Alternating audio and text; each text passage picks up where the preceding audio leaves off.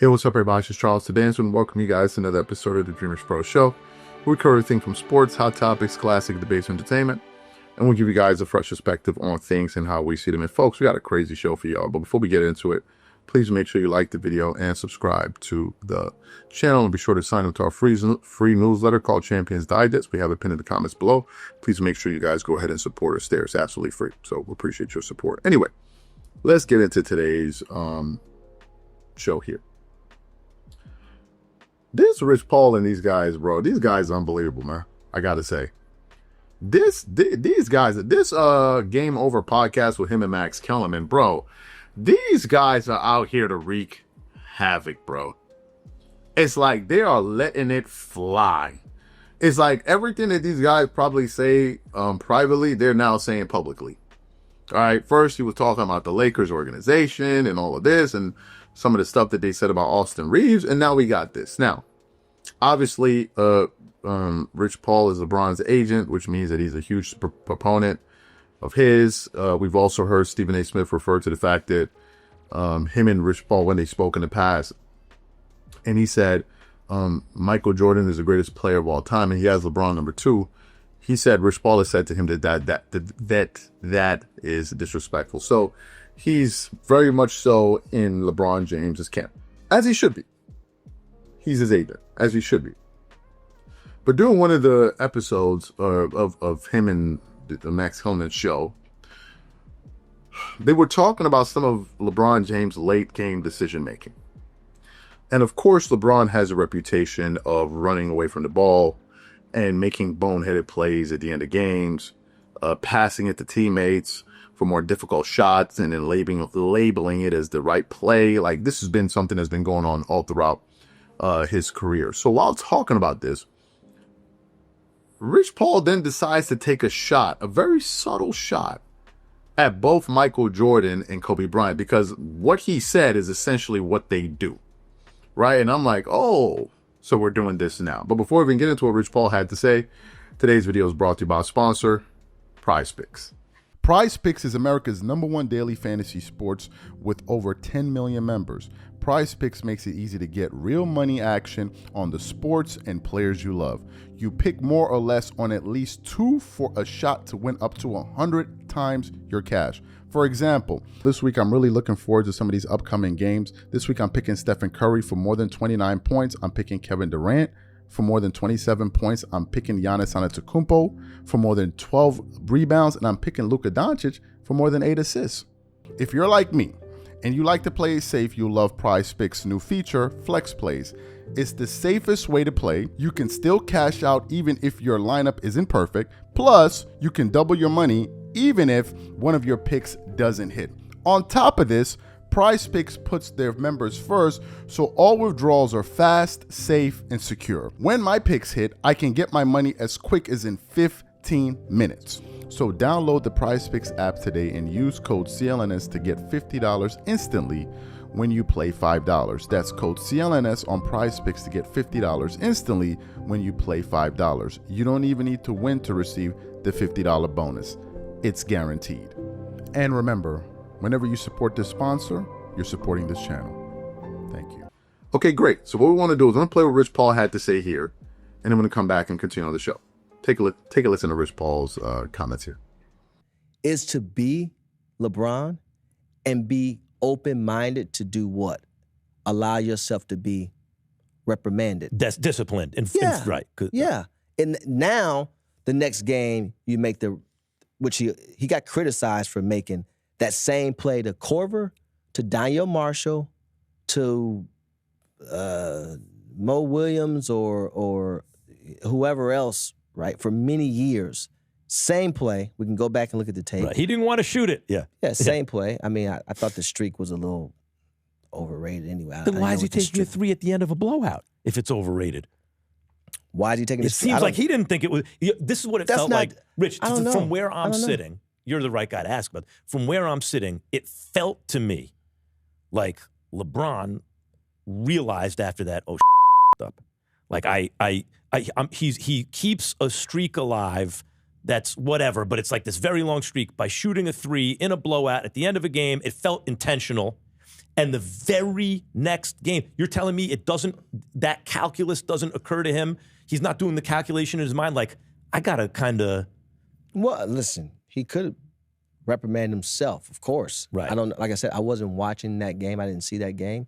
But yeah, whatever it looked like and felt like, obviously the media talked about it. They didn't talk about the right play, I tell you that. I didn't see the guys that was whatever.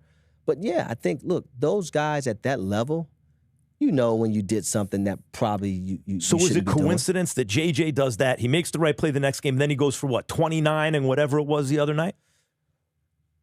Yeah. In a win? I don't know if it's coincidence, but me personally, and he'll tell you this, I always like when he chooses efficiency over entertainment. Okay, explain. Efficient, focused basketball, forget about it. When did he choose? Well, first of all, before we even get to that, 2012. let's back up for a second. Is J.J. Redick, by disciplining him... Fantastic. So you heard what he had to say. Make no doubt about it, he's talking about Michael Jordan and Kobe Bryant. There's even video of it. I think it was even from The Last Dance, the surface from The Last Dance, when he asked Michael Jordan, it looked like he was going to go play golf. There's like game on the line, who taking the last shot? I think he said something to the extent of, that's a stupid question. It's me, right? You can go look at Kobe Bryant. Kobe's taking the last shot. Win, lose, or draw, he's taking the last shot, right? And a lot of people have tried to label that as hero ball, right? And he said he doesn't like basically saying it's like a showboating style of playing basketball. Well, because of that showboating style is the reason why LeBron has his third ring that he won in Cleveland. Because Kyrie Irving is the one that took and made that last shot. You know, the showboating, he did that. The right play was give me the ball, get the hell out of the way, and let me go get a bucket here. That's what that was. When Michael Jordan hit the game-winning Game 6, that was Michael Jordan showboating and saying, give me the ball, get the hell out the way, and let me win the game. When Jordan was hitting game winners in the finals, that was Michael Jordan saying, give me the ball, get the hell out of the way, and let me go win this thing. When Michael Jordan was winning playoff series, he said, give me the ball and get the hell out of the way. When Kobe was 10 games into overtime and winning playoff game, give me the ball and get the hell out of the way. When he was hitting shots to go into overtime in the NBA Finals versus the Pistons, give me the ball and get the hell out of my way. The reason those guys did it was they thought me taking the shot gives our team the best chance to win. Why wouldn't I be the guy being the best player that would give us the best chance to win? Why would it not be me? Everybody knows the ball is coming to me and you can't stop me. That's the reason why Kobe Bryant in one season had 7 game winners. 7 in 1 year. 7 game winners in 1 year. That's the reason why Kobe Bryant has the most game-winning shots in NBA history. That's a fact. Go pull it up. There's even video. I think he has like 35 game-winning shots. You can go look them all up. You got them right there. But what Rich Paul is trying to do here is cover for his guy, LeBron, because he knows that's been one of the biggest criticisms of him. LeBron, at the end of the game, sometimes he'll take the shot, sometimes he'll just pass it off to a teammate and have everybody out here like, bro, what the hell are you doing?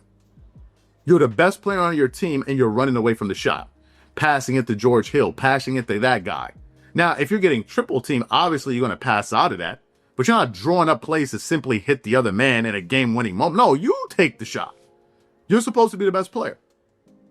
But we all know the reason LeBron did that was because, we all know this, was because, number one, he would usually do that because he didn't trust his jumper. We know this. Or number two, he wasn't reliable at the free throw line. We know this already.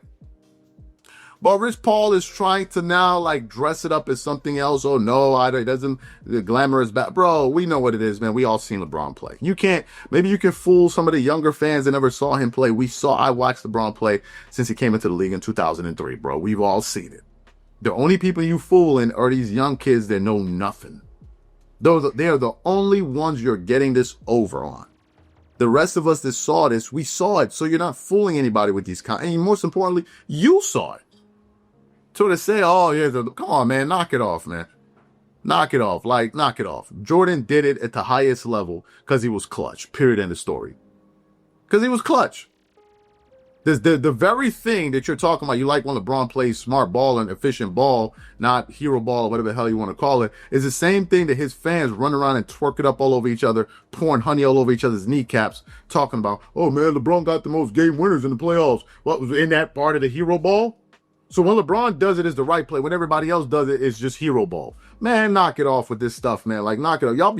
Y'all are haters, bro. Y'all whole camp, all y'all do is hate on people, man. That's all y'all do. Y'all just hate on Kobe. Y'all hate on this guy. Y'all hate on that guy. Just a bunch of haters. And it looks like this is what this podcast is turning into. Let me just hate on this guy, hate on that guy. Let me hate a little bit more on this guy. He even said when LeBron did the right play, he didn't hear nobody. Bro, that's all they spoke about in the meet. What you mean you didn't hear about it? That's all they spoke about. We did a show about this, where almost like 10 social media accounts were talking about LeBron made the right play. He sacrificed. Like, what are you talking about? You didn't hear it. What he means by that is that he didn't hear everybody. Everybody got to say it. Man, y'all knock it off, man. Like, knock it off. You're a LeBron guy. We're not. We're Kobe guys. We're Jordan guys. So, like, knock it off. But y'all are not the only fan base that matters. And y'all are not the only fan base that when y'all say something, it's truth. No.